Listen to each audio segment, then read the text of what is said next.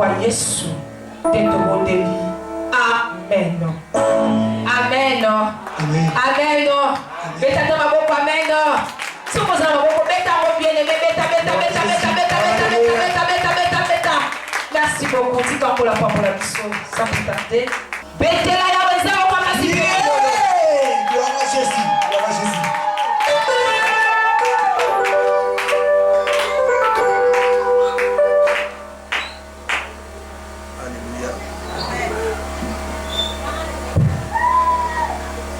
Zamba pambola ba servante na ye. Zamba pambola basia basali na Nzambe. Na yebi ke lelo eza premier jour ezalaka na ba réalité na yango. Menga na ko exhorter yo ke na vie kozalaka moto pesaka raison te na premier jour. Nokaka toujours que Bégozo Pandana et Bandeli, pour ceux qui s'appellent beaucoup. Parce que ceux qui ont le premier jour, n'a pas le deuxième, n'a pas le troisième, pour yon Zambé, n'a pas si on a tenu pour le Belayo, peut-être, et pour la premier jour, puis le deuxième jour, mais il y a pour la souka. Ça va pas pour la mission. Nazali pour prendre la Zambé, pour la servante, en Zambé, pour la tenu comité, pour la oratrice, pour bakubundana biso na kati na semaine oyo. Par la grâce de Dieu, na sengi to kokana kovanda.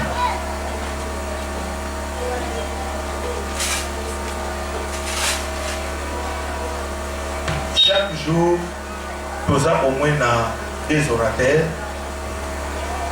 Nous avons des orateurs. Pour la édition oyo, nous allons dans si après. Nous avons l'épouse du pasteur suite. Nous allons dans la crédibilité soubassement du bonheur pour l'épouse du pasteur. Moi, si à mon salle dans Nzambe, oyo azali crédible. Waza crédible, il y a comme on a bonheur.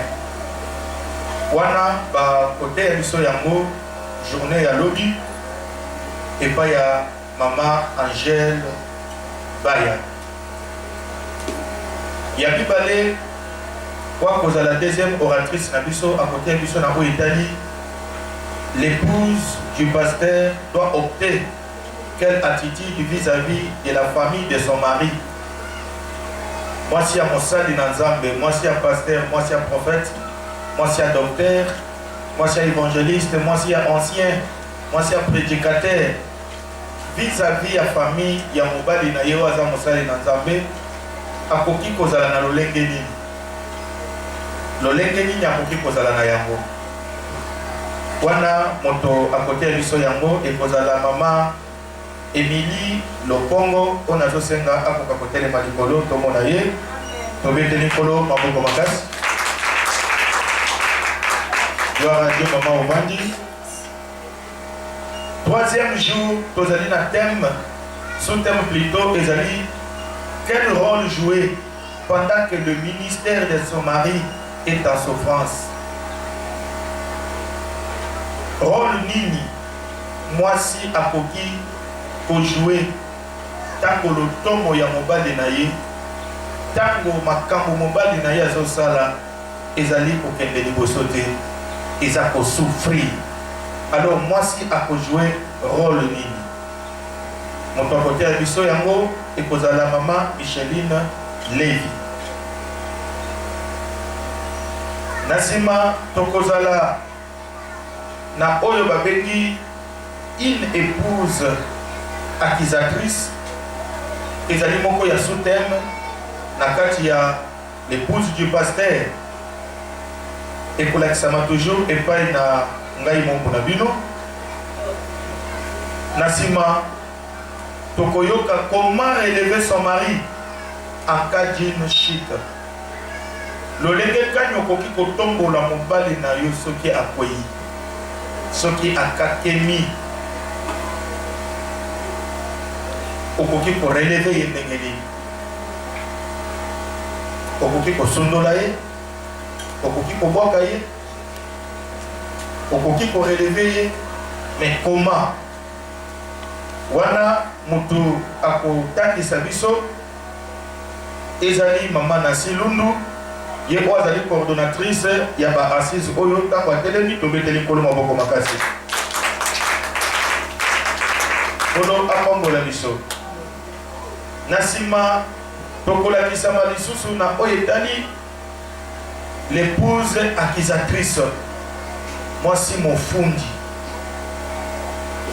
na nsima bakoya kolakisa biso suite ya koma relevé ekozala toujours epai ya mama Nasi et na nsima tokoyekola une épouse forte pour un homme fort mwasi ya makasi mpona mobali ya makasi wana mama Micheline Mpoyi ye moto akolakisa biso tolingi kotia précision moko awa ke journée ya samedi oyo tomoni ekozala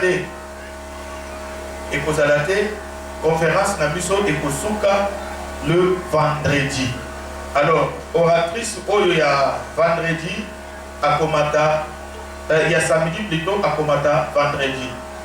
Donc vendredi dès que vous allez clôturer ba assise na biso polo apambola biso na kozanga vraiment koumela nazolinga kozala introduction lelo na kati na introduction na oyo etali l'épouse du pasteur tozolinga kozala moi to récapituler moke c'est-à-dire tokoka na kozonga nsima parce que c'est un grand fardeau oyo nkolo akokaki kopesa biso na ntina ke to équipé basi ya basali na nzambe okomona na en tête ya ba invitation na biso tozokoma koeri c'est-à-dire conférence sur l'héritage ezosenga baservante de Dieu bokoka kocomprendre que tant koza na mokili ozali kovivre na mokili mpo na yo kaka te mais ozali kovivre na mokili mpe mpo na ntina bato mosusu yebake na mokili ozali éternel te na mokili tozali bapaya mpe tozali baleki nzela tozali bapèrerin na kati na mokili nous sommes des voyageurs et il faut toujours poser une question de savoir mokolo nga na kozala te héritage nini nakoki kotika na bato bazwa nsima na nga héritage nini nakotikela baoyo bakoya après nga toza na héritage oyo tokoki kotika epa na baoyo bakoya nsima na biso na nzela ya baécrit na nzela ya caractère na nzela ya comportement baoyo bakoya nsima ntango bakomona biso ndenge tobikaki na kati na mokili bakoki kobetela baninga lisolo c'est-à-dire okotikala lokola monument na mitema ya bato ebele okotikala lokola référence na kati na motema ya bato ebele e bato ebele bakobanda kozwa yo lokola source d'inspiration tozalaki na mama moko awa soki bazolobela basi ya basali na nzambe tala exemple mama boye ekozala esengo makasi batanga kombo na yo evi oyo yo menaki pembeni ya mosali na nzambe ekoka kotikala enseignement oyo ekosala ke basi oyo bakoya nsima batambola likolo ya matambe na yo bakoka kobika ndenge yo okokaki kobikela mais soki okotika héritage ya mabe okozala mpe référence ya mabe okozala référence ya soni parce que na kati na héritage eza na héritage ya malamu ezali mpe na héritage ya mabe oyo bato bakoki kohédite mais na kati na cadre na biso notre préoccupation souci na biso monene ezali 15 jours baoyo bakoya nsima na biso bazwa biso lokola référence ndenge tozali kozwa ba référence na kati na bible mokolo wana bato bazala kaka na posa ya référence ya bible te mais yo mpe ozala référence ozala une bible mpona mwasi moko mpona elenge mwasi moko e nyonso ekozala pour la gloire de Dieu mpola kwambola biso mais namoni yo oye na service na yo te okataki yango Amen.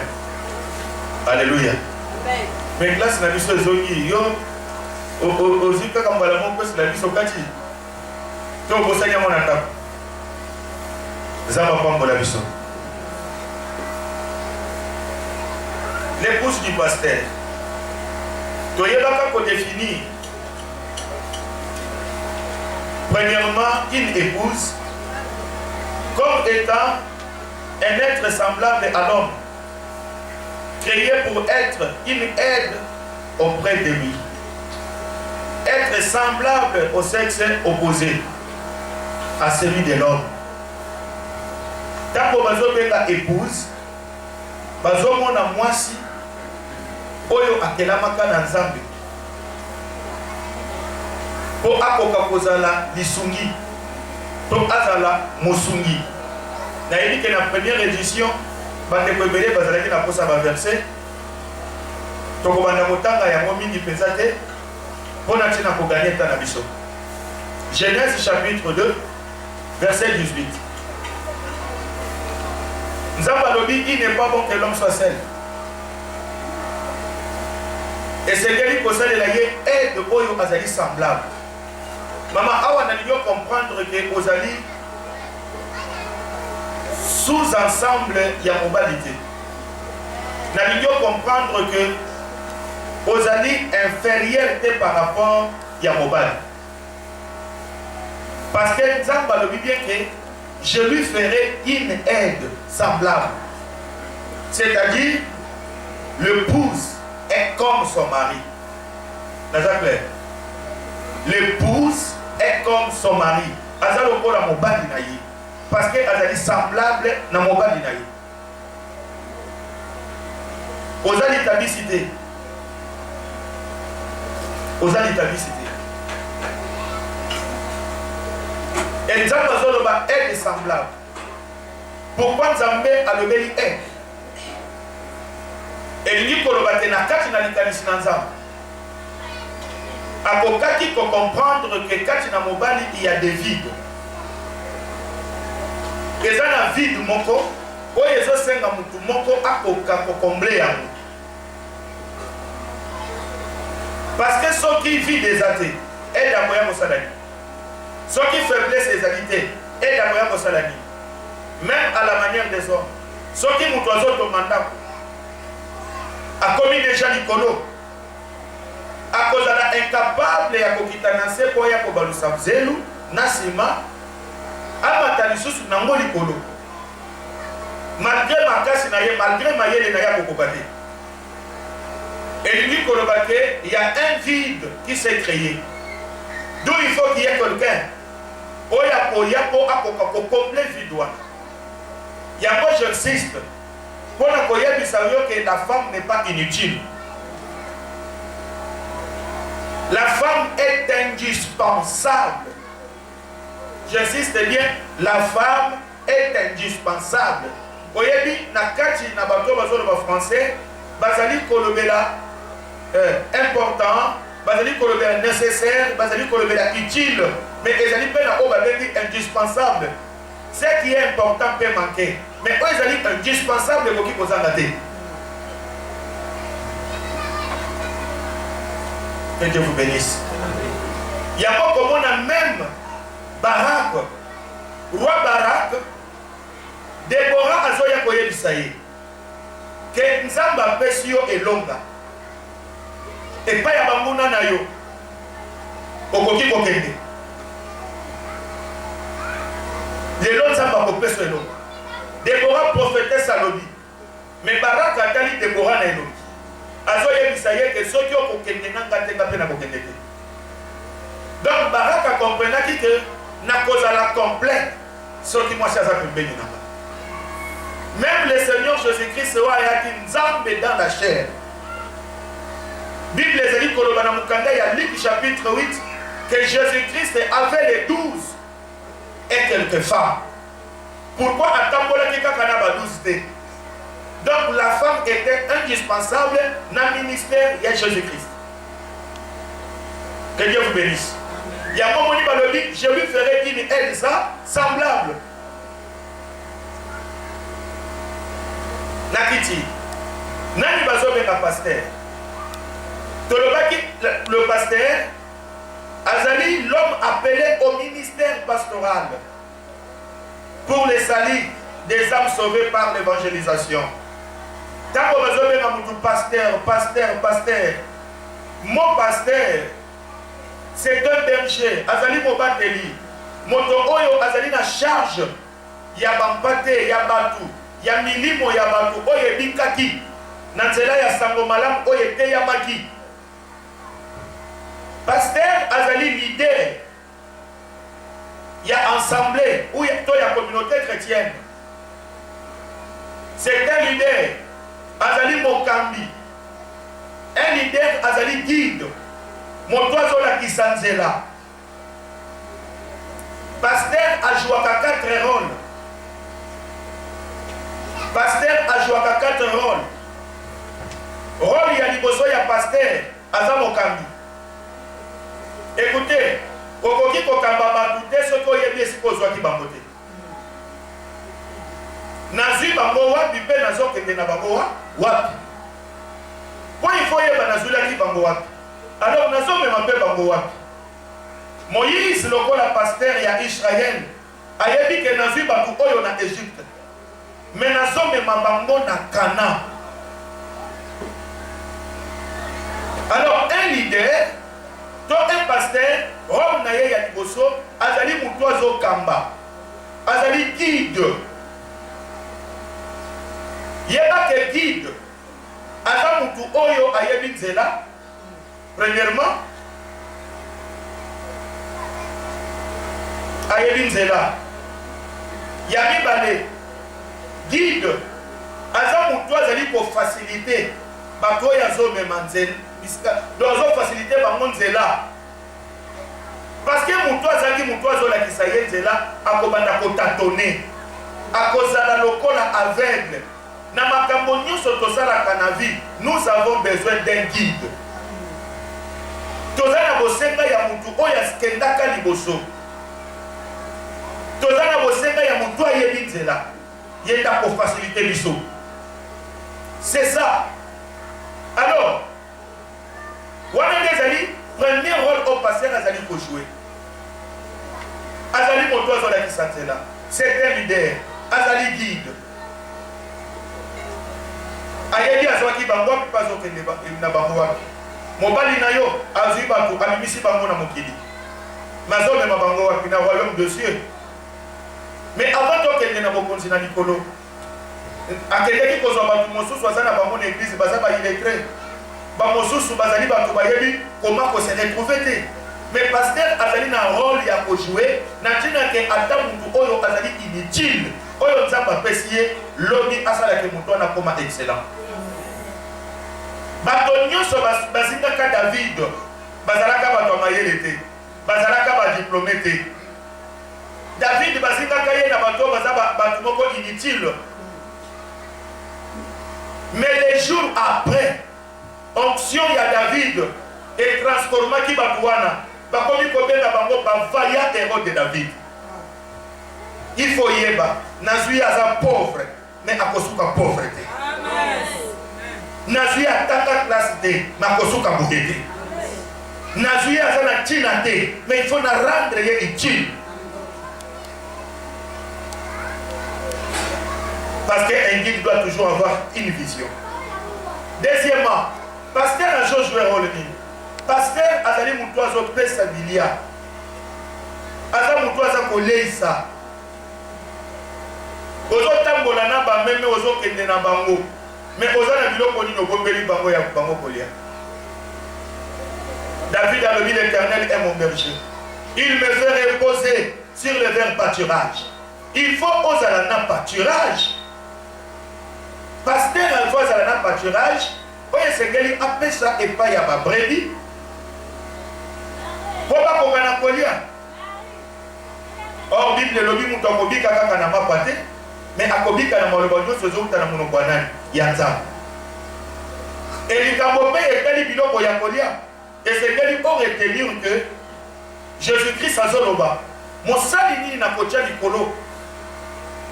Mosali nini na kotia likolo ya bato nanga pour appeler sa bango nourriture autant convenable. Ce qui pasteur azali na biloko ya kolia sa bango patete akobanda komekola. Nzokande niveau ya lingomba na yeza niveau ya lingomba mutu mosusu te. Rôle ya misato pasteur azali ko jouer. Pasteur azali défenseur.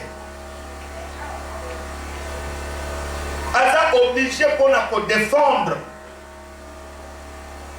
Yango kozala pasteur ezalaka privilège te. Kozala pasteur ezali kambolokumu te. Mais kozala pasteur ezali une grande responsabilité. David azoloba nazalaki na bampate na kati na zamba. Soki lion aye na bandaki kolanda ye mbangu na botoli ye mwana meme na munoko. Soki boursa ye na bandaki kolanda ye mbangu na botoli ye mwana meme na kati na manzaka. Vous avez compris? Donc David azalaki défenseur. Mais tikana ye bisayo kobotola meme na munoko ya lion eza facilité. Kobotola meme na manzaka ya ours eza facilité. Et yoka likambo moko David azoloba. David azoloba ke soki abaluki kwa simbanga na bandaki kobenda ye mandefu na betie munoko na mai. Elingi koloba ke tango yo kendaka ko délivrer bato. Tango mobali na yo kendaka ko bundela bato. Surtout kozala pasteur na mboka lokola RDC. Eza na 450 tribus, chaque tribu eza na monoko na yango, chaque tribu na kindoki na yango, chaque tribu na bakisi na yango. Et puis libaku mosusu ya mabe ezali ya koya kocha église na Kinshasa. Parce que Kinshasa te esika bondoki nyonso na ekutani. Koso keza na bako boko bunda kaka na kindoki ya bakongo. Soki eza na Kasayo kobunda kaka na ya baluba. Mais awa sikoyo bikolo nyonso ba 450 tribus eza awa. Tala na kati na église na yotia combien de tribus? Kozoka na kati na ba délivrance modimo mabezo to na pasteur. Yo nini na vie na yo? Aza famille na yo. Tika ye. Yeka poza ko insister bima. Abimi problème ezate. Mais yeba ke manzaka ouse ko balukela ye. Yeba ke lion akobalukela ye. Tala. Tango pasteur avanda kabwazo solola na yo. Ye na mukongo na yazo akama konga ebele. Pasteur aza défenseur. Yabozo mona banduana, il faut qu'on pèse sa bango respect ebele. On pèse sa bango respect ebele. Parce que baza ko risquer vie na bango. Baza ko risquer.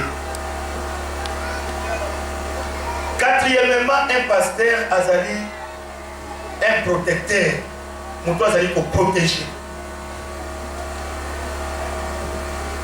Nalobi azali guide.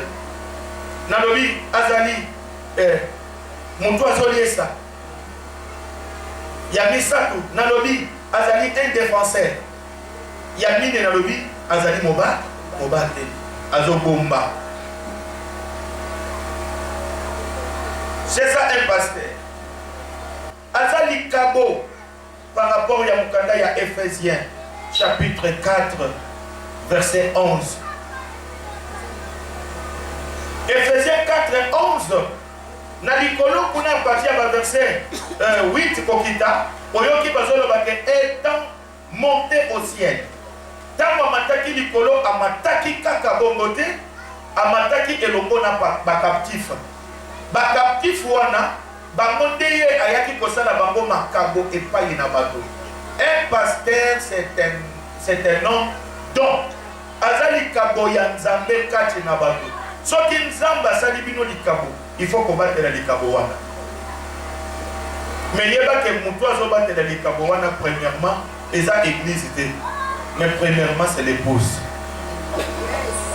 Et dit que moi si ya mosali na nzambe alalaka na mutu te mais alalaka nde na mutu likabo. Est-ce que ça clair? Yo so mona ye mobali na ngai. Oui, aza mobali na yo. Mais yeba kaza pe likabo.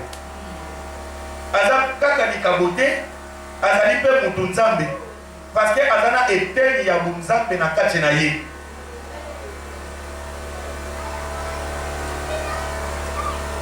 Élisée, fils de Tchafat, azoleka na mboka ya Sunem. Mwasi ya distinction azomona Élisée. Abengi Élisée aye allié. Élisée aye allié. Élisée aye allié. Mais mokolo moko mwasi wana tali mobali na ye na miso. Azoyebisa ye mobali nanga. Omoni mutu oyo ayaka kolia epai na biso awa. Mutu oyo azali saint. Wana likambo ya liboso. Ya mibale alobi azali saint, azali homme de Dieu. Trois qualificatifs. C'est un saint, c'est un homme, c'est un Dieu. Lokola aza mosantu, atako aza mutu, aza nzambe, tokoki kopesa ye chambre te. Tokoki kotongela ye annexe te. Mais il faut totongela ye ndako likolo ya oya biso. Pourquoi ndako likolo ya oya bango? C'est parce que nzambe azalaka na se ya mutu te. Nzambe azalaka te likolo. Nzambe batombolaka ye. Ne omonaki Rahab la prostituée, tango ayambi les deux espions, apesaki bango chambre na sete, babombaki bango likolo. Batombolaka nde nzambe. Nani aza saint? Pierre a répondre yo, a que tu es le Christ, le Saint de Dieu. Donc le saint, c'est le Seigneur Jésus. Et il dit que la femme de distinction, mis son aïe et monaki Élisée, mais et monaki fille à Christ n'a pas Élisée. C'est un saint. Asukiwa Netalobi, c'est un homme. Nanyazamou. L'homme, c'est le Seigneur Jésus. Parce que Balobi, nous avons un homme, nous avons un médiateur entre nous et Dieu. C'est Jésus-Christ, homme. Donc, Jésus-Christ au Moutou. Donc, quand il a Élisée, la femme de distinction, abandonné comme on a dit oui, celui-ci c'est le Seigneur Jésus. Et puis, à l'objet, mais c'est un Dieu. C'est un Dieu. Tout on a une chambre haute. Tout on a une chambre à l'écolo. Chambre haute, et ça est là comme on sous-souté. Et ça considération. Hein? Et ça considération. C'est-à-dire nous élevons Dieu. Tout à dire qu'on considère. Vous avez pourquoi moi si vous avez femme de distinction. Distinction n'a pas de niveau ni. Na koye biso na tombo lelo ke distinction ya mwasi oyo evandi na niveau ya miso na ye. Miso na ye. Tala. Salomon azokumisa mwasi na ye. La Sulamite. Alobi kitoko ya mwasi na ngai. Suki na ye ya mutu. Eza lokola ba poil ya meme oyo ezalaka na ngomba ya Hermon. Matama na ye libale. Eza lokola bipesi mibale de parti ya bapome oyo bakati. Alobi kingo ya mwasi nanga eza lokola bisika babombaka minduki. Na nsima lobi misu na ye eza lokola pigeon. Pourquoi pigeon? Tako Noé abimaka na confinement avant abima. Ndeke ya liboso atindaka ezalaka kokombele. Mais ndeke ya mibale atindaka ezalaka pigeon. Ozomona lisusu? Mais tango pigeon atendaka akutaka banzete ebele na mokili. Mais akitelaka banzete nyonso te. Akendaki kokitakaka likolo nzete ya olivier. Pourquoi seulement olivier? Pour olivier yende abotaka mafuta. Or tango Jésus aye na mokili, alobi l'onction de Dieu est sur moi. Il m'a oué. Et il dit que Jésus-Christ, il y a des azali véritable olivier. Alors, pigeon loko la moisi. A propos de sa moutounion son anda pour na yete. Kaka wazana critère à Jésus.